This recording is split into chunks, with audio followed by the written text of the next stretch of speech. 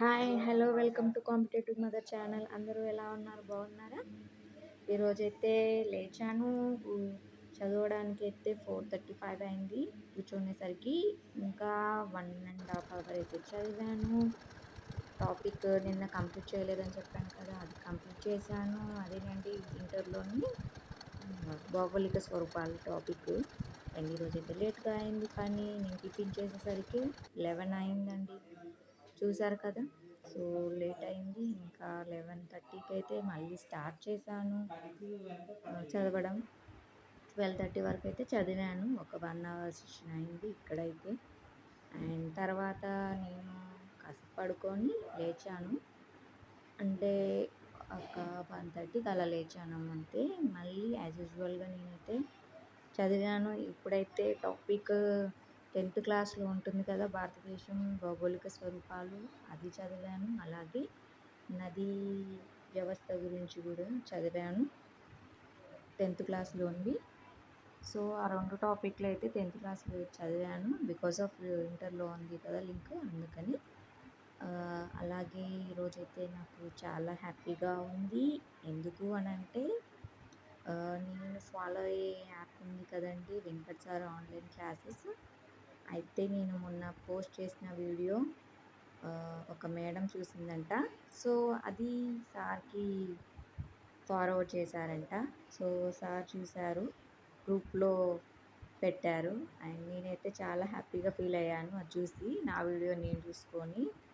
And నేను సార్కి message చేస్తే సార్ నాకు కాల్ చేసి మాట్లాడారు, బాగా చదువుకోమని చెప్పారు. సో నాకైతే చాలా హ్యాపీగా ఉంది, ఎందుకంటే నా వీడియో అనుకోకుండా సార్ దగ్గరికి వరకు రీచ్ అయినందుకు. సో నేనైతే చాలా హ్యాపీగా ఉన్నాను. అండ్ ఈరోజైతే నేను టాపిక్స్ కంప్లీట్ చేసిన తర్వాత ఎగ్జామ్ అటెంప్ట్ చేశాను.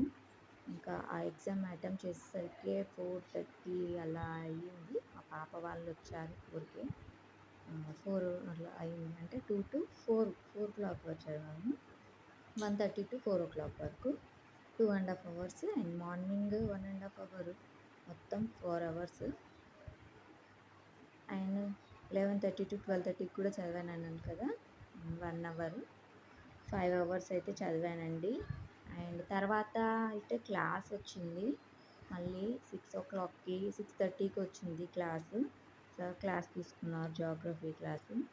సో అదైతే విన్నాను, బట్ 1 hour విన్నాను క్లాస్. ఇంకా మొత్తం చూడలేకపోయాను, ఎందుకంటే ఇంట్లో పనులుండి పాప వాళ్ళు ఉండేసరికి.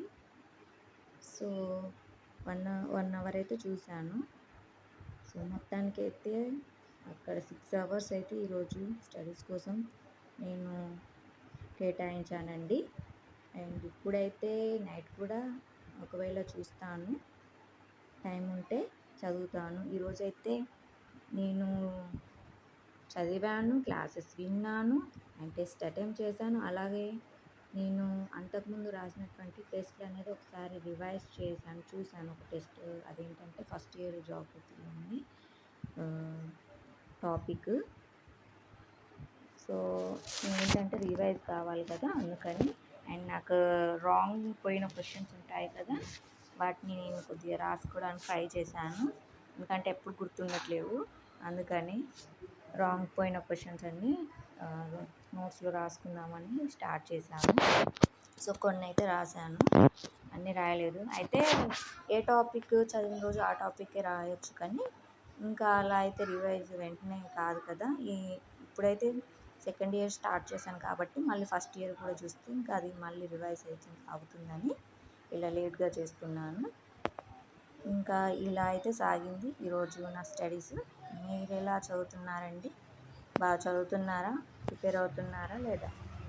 సో ఈరోజు నేను ఒక క్వశ్చన్ అడగాలనుకున్నానండి ఈరోజు కూడా. అదేంటంటే, మన భారతదేశంలోని మంచినీటి సరస్సు ఏది? భారతదేశంలోని అతిపెద్ద మంచినీటి సరస్సు ఏది? అర్థమైందా క్వశ్చన్? భారతదేశంలో అతిపెద్ద మంచినీటి సరస్సు ఏది, అది ఎక్కడ అనేది కామెంట్లో కామెంట్ చేయండి. తెలిస్తే తప్పకుండా. ఈ వీడియో కనుక మీకు నచ్చినట్లయితే లైక్ చేయండి, షేర్ చేయండి, సబ్స్క్రైబ్ చేయండి. అండ్ మనందరం కలిసి చదువుకుందాం ప్లీజ్. Thank you.